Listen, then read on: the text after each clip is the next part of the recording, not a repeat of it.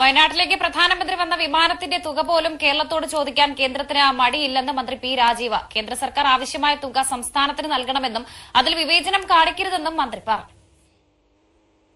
പ്രധാനമന്ത്രി വന്ന വിമാനത്തിന്റെ ബില്ല് എപ്പോഴാണ് വരാന്നുള്ളൊരു ഉത്കണ്ഠ നമുക്ക്. വയനാട് വന്നൊരു വിമാനത്തിൽ പ്രത്യേക വിമാനമല്ല, അതിന്റെ ബില്ലും കൂടി വരാനിടയുണ്ട്. ഇത് ഹൈക്കോടതി തന്നെ ഇപ്പോൾ ഒരു നിലപാട് സ്വീകരിച്ചല്ലോ.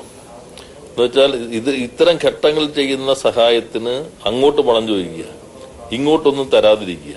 സമീപകാലത്ത് ഇന്ത്യ കണ്ട ഏറ്റവും വലിയ ദുരന്തങ്ങളുടെ കൂട്ടത്തിൽ തന്നെ പെടുത്താവുന്നതാണ് ഈ മുണ്ടക്കൈ ചൂരൽമലയിലുണ്ടായ ദുരന്തം എന്നുള്ളത്. അപ്പൊ അതിൽ ഞാൻ നേരത്തെ പറഞ്ഞു, സർക്കാർ പരമാവധി വേഗത്തിൽ പോകാൻ ശ്രമിക്കുന്നുണ്ട്. എല്ലാ കാര്യങ്ങളിലും നല്ല വ്യക്തതയുണ്ട്.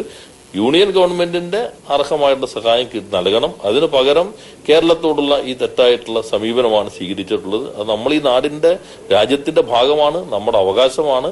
ആ അവകാശത്തിന് നേരെയുള്ള വെല്ലുവിളിയായിട്ടാണ് അതിനെ കാണേണ്ടത്. അപ്പോ ഹൈക്കോടതിയുടെ ഇന്നത്തെ നിരീക്ഷണം വളരെ പ്രസക്തമാണ്.